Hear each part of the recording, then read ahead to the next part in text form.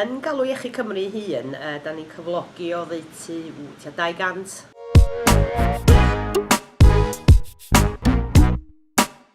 Mae yna 30 ohonyn nhw'r rhugl, mae mwyafrif yma yn y gogledd, a mae yna o leia 6 neu 7 sydd yn dysgu fel ail iaith ac yn gallu cyfathrebu yn y Gymraeg.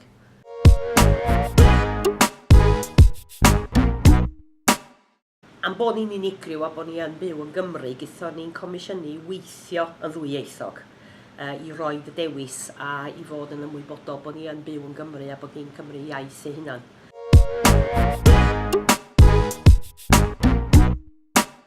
Mae o'n angenrheidiol yn y sector iechyd bod na rywun yn rhywle'n gallu cyfathrebu yn y Gymraeg.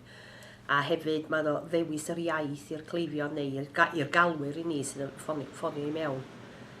Bod gynnyn nhw'r dewis i fedru siarad yn ei mamiaeth os dyn nhw angen.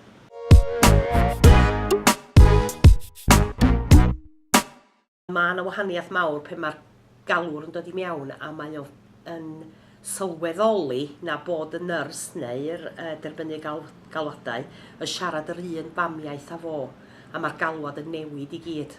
Maen nhw'n teimlo fwy cyffyrddus, maen nhw'n hapusach, a mae o'n fwy naturiol iddyn nhw a haws iddyn nhw esbonio yn y iaith eu hunan, na gorau chwilio am y geiriau yn Saesneg.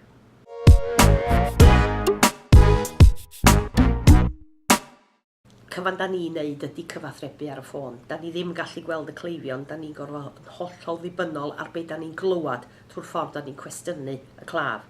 Felly, os da chi yn gofyn y cwestiynau, mewn iaith maen nhw'n ei ddallt, da chi'n cael atab fwy cywir a maen nhw'n gallu esbonio well yn ei iaith hyd a be maen nhw'n wneud. Newedig yr henoed, pobl sydd hefo problemau meddyliol, plant hefyd, achos fydda ni yn siarad hefo plant os dyn nhw ddigon hen i siarad hefo ni ar y ffôn. A mae'n haws iddyn nhw esbonio yn ei iaith eu hunan i ni.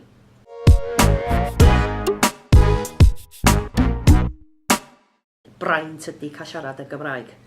A dwi'n meddwl, pan da chi yn gweithio mewn unrhyw sector, bod y gallu i siarad yn ddwyieithog yn fantais mawr yn y gweithle.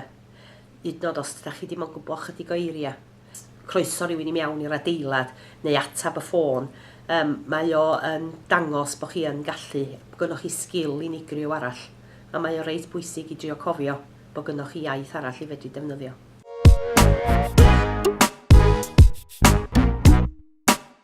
Fydda ni'n penodi pobl i weithio yn y sector iechyd efo ni. Fydda ni yn hoffi cael rhywun sydd yn gallu siarad Cymraeg. Mae o ddeunydd ofnadwy o bwysig i ni bod gynnon ni'r gallu fedru cyfathrebu yn y Gymraeg efo'r cleifion.